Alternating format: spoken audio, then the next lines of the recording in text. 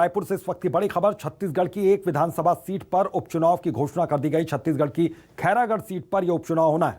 तो उपचुनाव के लिए नामांकन 17 मार्च से शुरू हो जाएगा। 12 अप्रैल को मतदान होगा, 16 अप्रैल को मतगणना। देवव्रत सिंह के निधन के बाद से खैरागढ़ सीट खाली हुई है, तो उपचुनाव का ऐलान होने पर कांग्रेस ने इसका स्वागत किया है। तो 12 अप्रैल को होगा मतदान, 16 अप्रैल को होगी मतगणना।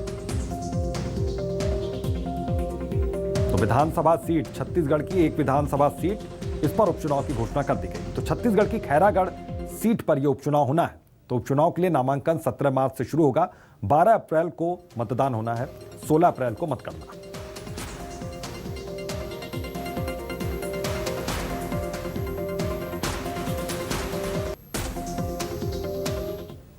खैरागढ़ विधानसभा की चुनाव तारीख घोषित होने का कांग्रेस पार्टी स्वागत करती है। हम चुनाव में जाने के लिए पूरी तरीके से तैयार हैं और चुनाव में जाने के लिए हमारे पास मुद्दे हैं। हमारी सरकार के पिछले 3.25 साल के प्रभावी काम हैं, जिनकी बदौलत कांग्रेस पार्टी ने जनता का भरोसा जीता है। हमारे पास में नेतृत्व है, उस नेतृत्व के दम पे हम चुनाव में जाएंगे। जनता का आज कांग्रेस पार्टी के प्रति छत्तीसगढ़ में एक नया विश्वास पैदा हुआ है और उसी विश्वास के दम पे हम खैरागढ़ उपचुनाव भी जीतेंगे, हमें पूरा भरोसा है। तो खैरागढ़ में अब जहां पर उपचुनाव होने हैं, धनंजय सिंह ठाकुर प्रवक्ता हैं कांग्रेस के, वो हमारे साथ जुड़ गए हैं। सर, बहुत बहुत आपका स्वागत है। संजय श्रीवास्तव, प्रवक्ता बीजेपी के, सर आपका भी बहुत बहुत स्वागत है। धनंजय जी, सबसे पहले मैं आपसे समझना चाहूंगा, तैयारी है पूरी उपचुनाव को लेकर? निश्चित तौर पर आप देखेंगे, मुख्यमंत्री माननीय श्री भूपेश बघेल जी की सरकार बनने के बाद छत्तीसगढ़ खुशहाल हुआ है। गढ़बो नवा छत्तीसगढ़ की चर्चा देश में हो रही है। हाँ। और स्वाभाविक सी बात है, सरकार बनने के बाद छत्तीसगढ़ में 2 उपचुनाव हुए, एक दंतेवाड़ा का उपचुनाव हुआ है, दूसरा मरवाही का। दोनों उपचुनाव में जनता ने कांग्रेस पार्टी को विश्वास किया है, कांग्रेस पार्टी के उम्मीदवार को आशीर्वाद दिया है। उसके बाद भी नगरीय निकाय के जितने भी चुनाव हुए हैं, उसमें कांग्रेस का परचम लहराया है।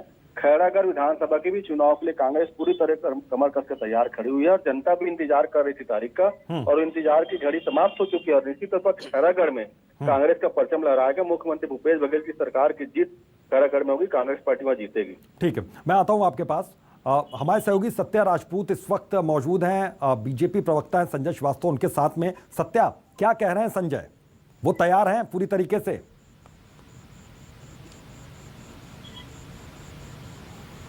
देखिए, उपनिर्वाचन के चुनाव के ऐलान के बाद जो है जीत का जो है ताल है जो ठोकने लग गया है। अगर कांग्रेस की बात करें तो कांग्रेस ने स्पष्ट स्वागत करते हुए कहा है कि जीत हमारी होगी। बीजेपी का क्या कहना है इस मुद्दे पर? संजय श्रीवास्तव हमारे साथ मौजूद हैं। कांग्रेस कह रही है कि स्वागत योग्य है और हम ही जीत रहे हैं वहाँ, आपका क्या कहना है? देखिए, कांग्रेस हमेशा कहती है, 15 वर्षों तक यही कहती रही कि हम जीत रहे हैं, और मुझे लगता है कि छत्तीसगढ़ के मुख्यमंत्री भूपेश बघेल जी ताल ठोक रहे थे उत्तर प्रदेश से लेकर देश में कि हम जीत रहे हैं। तो मुझे लगता है जीत कौन रहा है कौन नहीं रहा है ये तो जनता बताएगी जब वोटिंग होगी और 16 अप्रैल को परिणाम निकलेगा।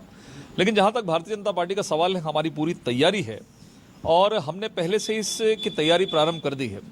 और चूंकि इस चुनाव के अंदर में एक जो प्रमुख वातावरण है कि सरकार के खिलाफ में एक वातावरण है। चौथे वर्ष के अंदर में जब ये सरकार ने उल्टी गिनती चालू हो गई है कि सरकार ने न तो शराबबंदी का उन्होंने वादा पूरा किया है और न ही उन्होंने जो स्व सहायता समूह की बहनों का जो ऋण माफ नहीं किया, और साथ ही साथ इन्होंने जो युवाओं को बेरोजगारी भत्ता देने का जो काम था वो भी उन्होंने पूरा नहीं किया। तो लगभग एक खिलाफत में माहौल पूरा बना हुआ है, उसका कहीं ना कहीं फायदा हम सब लोगों को मिलेगा। हमारी तैयारी चल रही है। नगर पालिका खैरागढ़ में भी लगातार इस तरह के जो परिणाम आए हैं। ठीक है, अब धनंजय जी, यहाँ पर कई अहम मुद्दे तो बताए जा रहे हैं। संजय श्रीवास्तव कह रहे हैं कि कई अहम मसले हैं, जिसमें शराबबंदी का मसला है सबसे ऊपर। उसके बाद बहुत से महिला समूह हैं जिनको पे नहीं किया गया, पैसे नहीं दिए गए। इसके अलावा कई अहम मसले बता रहे हैं, कह रहे हैं कि हम भी बिल्कुल तैयार हैं। देखिए, भारतीय जनता पार्टी के छत्तीसगढ़ नेताओं की मानसिक दशा ठीक नहीं है। अगर ये थोड़ा सा मीडिया की खबरों को पढ़ते, अखबार में जो खबर छपते उनको पढ़ते, तो इनको समझ में आता है कि छत्तीसगढ़ में मुख्यमंत्री श्री भूपेश बघेल जी की सरकार ने महिला स्व सहायता समूह की 19 करोड़ रुपए का कर्जा माफ किया। कर्जा वो था जो रमन सरकार के दौरान महिला स्व सहायता समूह के पर लगा हुआ कर्ज था। ये बात करे तो मैंने कहा नहीं से, अगर इनके पास मुद्दा होता, इनके पास अगर यहाँ पे कोई हमारी सरकार के खिलाफ कोई इनके पास वातावरण होता तो इस हाँ। नगरीय निकाय चुनाव से भारतीय जनता पार्टी की जमानत जब्त नहीं होती।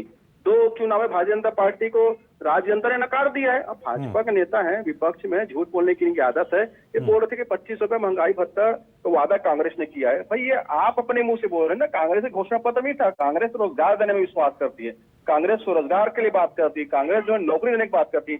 हमने कहीं बेरोजगारी भत्ते की बात नहीं की है। ये ऐसी झूठे लगातार बोलते रहे। हम तो चाहते हैं सुबह शाम दोपहर जब भी इनको अवसर मिलता है ये झूठ बोलते रहे। जनता इनकी बातों को अब तवज्जो नहीं देती। हमने जो कहा सीनेट ठोक के उस काम को किया है। बिल्कुल। हमने कहा किसानों का कर्ज माफ करेंगे, आज राज्य के 20 लाख किसानों का कर्ज माफ हुई। हमने आप कहा दोनों ही लोग 25 तैयार हैं, देंगे, हमने दोनों ही दिया है। पार्टियां तैयार हैं इस उपचुनाव के लिए। खैर रिजल्ट सब कुछ बताएगा। धनंजय बहुत बहुत शुक्रिया आपका, संजय आपका बहुत बहुत शुक्रिया।